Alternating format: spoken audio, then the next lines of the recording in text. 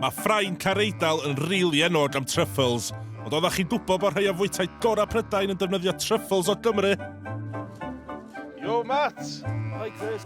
Sut o ti? Pnawn da. Prawn da, Matt, prawn da. Mae Matt a'i gi Truff yn tyfu llwyth onyn nhw'n Sir Fynwy. Fydda'n deitha chi'n union lle, achos mae rhai o'r Truffles mae'n dyfu werth 200 quid yr un, a mae gyda fel loads onyn nhw. Rox, ti wedi cwrdd o Truff? Hopefully Roxy's going to get some truffle sniffing techniques off Truff. Yeah. Make me some millions, yeah, Rox? Cool, well, show me the truffles, yeah? Show me the truffles. Let's go. Sam llawer o bobl yn cael dod yma, ond nes i bladio'n ffordd yma efo Roxy i chwilio am rei. Cool ta be?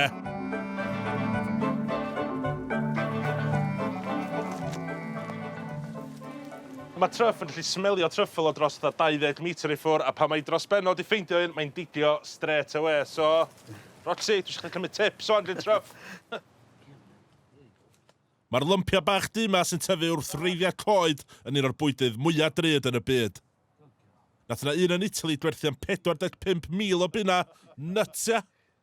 Actually, hwn ti chwilio am.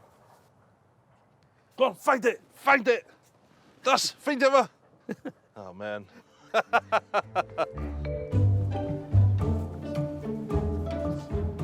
Oh, yeah. Ma' hwnna'n un dda. Nes i mond dod yma'n disgwyl ffeindio un neu ddau, ond mae'r ci ma fatha machine. Good girl. Ac o fewn dim, mae di hel llon llaw. Yli ar y hôl o Truffles, da ni wedi dal heddiw. Mae hwn yn anhygoel, ynddi, come on, ia. Dwi'n meddwl cael cadw hyn i gyd, ia, mae'n werth 200 quid o Truffles yma, ond mae'r un yma'n mynd i crispy pancake fi, definite. Oh.